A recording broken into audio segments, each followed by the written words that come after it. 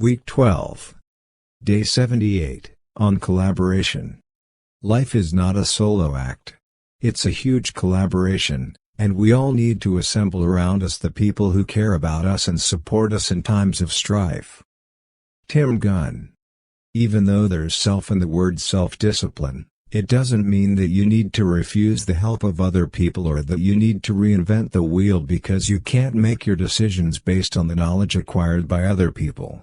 It's easier to put up a fight against temptations and stick to your resolutions when others have your back.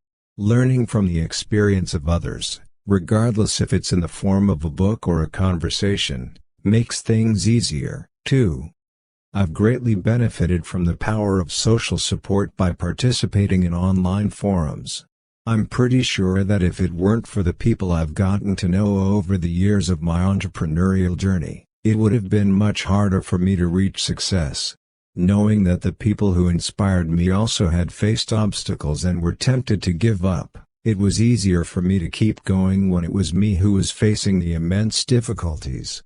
It doesn't mean that you need to become great at making online friends, though. Most of the people who immensely helped me on my journey don't even know me. It was the breadcrumbs they left in the form of forum posts and articles that changed my life, not my friendship with them. Another way to collaborate is to find a person who will hold you accountable, a friend who's on the same journey as you, or perhaps an online support group. The key to benefiting from this strategy is choosing the right accountability partner. Go with a person who's strict, rather than lax, so that when you don't feel like doing something, he or she will push you to keep going rather than give you a pass and a pat on the back. Ideally, this person should be great at what you want to accomplish, and if not great, at least slightly better than you. Last but most definitely not least, if there's a way to accomplish your goal more quickly through working with a reputable coach and you can afford it, do that. I learned the fundamental knowledge about self-publishing in just a couple of weeks, thanks to working with a person who was knowledgeable about the industry. It greatly shortened my learning curve, inspired me, and helped me avoid several obstacles that would have otherwise tested my resolve, if not outright discouraged from entering this business. Day 79, on books. Books are the quietest and most constant of friends. They are the most accessible and wisest of counselors, and the most patient of teachers. Charles William Eliot. Continuing the topic of support, by far the most important friend on my journey of building self-discipline, developing mental resilience, and working on my long-term goals were non-fiction books that were written by people who have achieved my dreams. Books were, are, and will always be one of the most valuable things a person wishing to change themselves can learn from to make their dreams come true. Instead of idle talk about books being incredible, I think I've already made my case clear. Today I want to share with you 3 books I believe you should read for education and inspiration. Here they are. 1. The Millionaire Fastlane by M.J. DeMarco. The Millionaire Fastlane was the book that changed it all for me when it comes not only to business, but also my attitude about work and life in general. In addition to countless lessons about how to start and run a successful business, you'll learn how to become a person tuned into the needs of others, a skill that will aid you in all kinds of endeavors. Granted, not everyone equates success with financial success, so if you don't care about achieving financial independence, you can probably skip this book. 2. The One Thing by Gary Keller. Richard Koch is the original author of books about the 80-20 principle, stating that 80% of the results come from 20% of the effort. I strongly recommend his books, but when it comes to the most accessible introduction to the topic, Gary Keller's book is the winner. The premise behind The One Thing is answering the following question. What's the one thing you can do such that by doing it everything else will be easier or unnecessary? The book delves deep into the details on why and how single focus is so powerful and important for success. I've made this rule one of the most important guiding principles in my life, and I strongly suggest implementing it in your life, too. 3. A Guide to the Good Life by William B. Irvine. Roman Stoicism adapted to the modern world by William B. Irvine is one of the most helpful life philosophies you can embrace to live a happier life. Stoics were also big on self-control, mental resilience and preparedness, so Irvine's book is an all-encompassing guide on how to banish negative emotions, gain more happiness, and become a more valuable member of society. The most important takeaway for me is practicing your resilience by visualizing bad events. I regularly use this strategy for reducing worry and increasing my peace of mind. Day 80, on cultivating positivity when things go bad. Good humor is a tonic for mind and body. It is the best antidote for anxiety and depression. It is a business asset. It attracts and keeps friends. It lightens human burdens. It is the direct route to serenity and contentment. Grenville Kleiser. Treating everything seriously is a surefire recipe for frustration and depression, particularly when you repeatedly get hit with one obstacle after another with no chance to catch your breath. Negative thoughts can sprout in even the most positive minds, but it's your choice whether you nurture them or pull them out. When I was struggling to grow one of my businesses, my laptop broke down. I not only had to buy a new computer to be able to continue working, but also pay a steep fee to have my data recovered. I've since learned how important regular data backup is. To make matters worse, all of that happened while I was deep in debt. I tried to keep my spirits high, but make no mistake, it was one of the darkest, most hopeless periods of my life.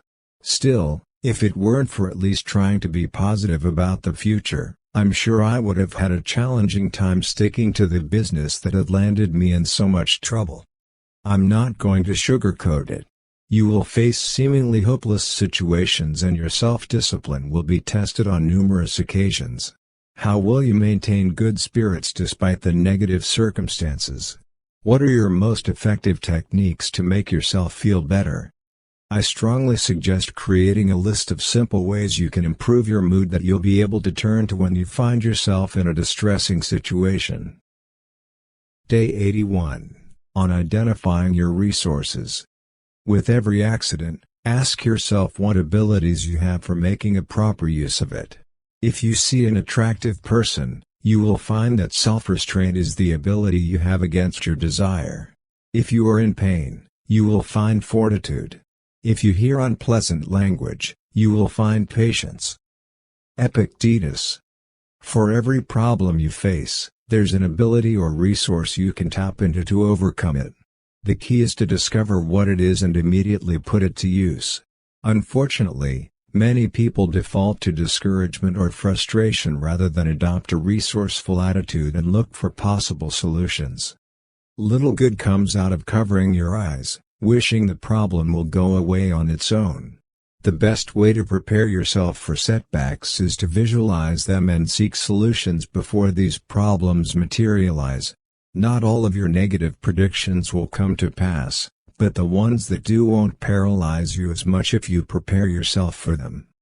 For example, if you're on a diet, think of some common scenarios that might jeopardize your adherence to it. What will you do if somebody you always wanted to meet invites you to dinner at a less than healthy restaurant? What will you do if you find yourself starving at the airport while waiting for the connecting flight? What will you do when you fail to resist the temptation to eat chocolate and turn an unplanned treat into a full-blown cheat day? By creating a list of potential solutions while being at the top of your game and not being influenced by negative emotions, you'll save yourself the time and energy that is wasted on trying to solve problems with a clouded mind. Day 82, on extreme focus. Take up one idea. Make that one idea your life, think of it, dream of it, live on that idea. Let the brain, muscles, nerves, every part of your body, be full of that idea, and just leave every other idea alone. This is the way to success. Swami Vivekananda. While flawless, 100% focus on a single idea is close to impossible for a modern human being, there's a lot you can gain from focusing as much as you can on just one goal. In fact, I consider it so important that I wrote an entire book about it titled The Ultimate Focus Strategy. There are two primary benefits of making a single idea your life. The first one is that limiting your focus to a single thing requires a great deal of self-discipline, which subsequently makes it an excellent exercise in cultivating self-control. I've acquired a lot of self-discipline, and finally achieved my goal of building a successful business, thanks to limiting my focus to one business model. Sticking to one thing has taught me the value of patience, dedication, and made me realize how powerful small, and consistent, improvements can be over the long term. The second benefit of extreme focus is that by centering your life around the one most important endeavor, you'll be more likely to reach it than if you were to spread your attention thin.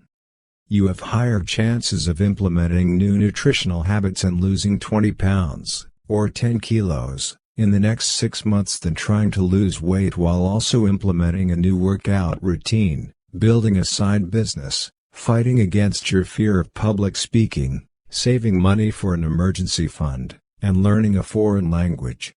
If self-discipline is a resource that you can deplete, scientists are still trying to figure it out. It makes sense to spend it judiciously, starting with your most important goal.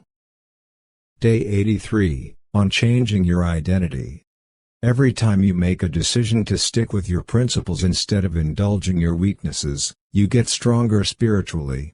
And eventually this spiritual strength becomes a part of your identity. I don't think of myself as a non-smoker or ex-anything, because smoking and other vices are things I would never do in a million years. Frank McKinney. The only way to instill a permanent change is to change your identity. As long as you define yourself by a behavior you want to eliminate, your efforts to change will be in vain because subconsciously, you'll treat your changes as a temporary situation. I don't define myself as a person who doesn't take drugs. I've never done drugs and never plan on doing them. Why would I define myself as a non-drug user? In essence, that's what people do when they say they're ex-smokers or ex-convicts. That's behind you. Embrace the present and develop a different, positive definition of yourself that will explain who you are and what you do today, not what you're no longer about or what you're no longer doing. As a vegetarian, I don't think of myself as a person who used to eat meat. I'm a person who eats a plant-based diet. It doesn't matter how flavorful you tell me this piece of chicken is, I won't eat it. Your decision to be self-disciplined has to be equally firm. Don't define yourself as a person who used to be lazy or lacking discipline. Define yourself as a person who's doing his or her best to ensure the best future possible. No matter how enticing the temptations are, your self-definition will ensure that you'll stay away from them. Day 84, on work and chatter. The only relationship between work and chatter is that one kills the other. Let the others slap each other on the back while you're back in the lab or the gym or pounding the pavement. Ryan Holiday. If you often talk about what you're going to do instead of doing it, you're not only wasting time you could have spent working on your goal, but also run the risk of not doing anything at all. Self-congratulatory chatter carries with it the danger that you confuse it with what actually matters, work. Merely talking about your goals doesn't turn you into a person who is working on them. This phenomenon is most visible in entrepreneurship. Entrepreneurs who talk the most are usually the ones doing the least. They attend every seminar, meet-up, workshop, and are heavy social media users. But when it comes to making actual progress with their business, somehow it slips between the cracks. Some of them don't even have an actual business. They're in a never-ending research phase. But don't worry, everybody thinks you're taking a lot of action based on how much you talk about business and that's what matters, right? Sadly, while it can gain you points for popularity among the gullible, it isn't a substitute for work and achievement. To ensure that you actually do the work and get the results, be cautious talking about your goals with others. Use the simple rule of thumb: if you're talking merely to show off, save it. If you're talking to gather valuable feedback or get support, do it. But what's more important, actually act on the advice you receive.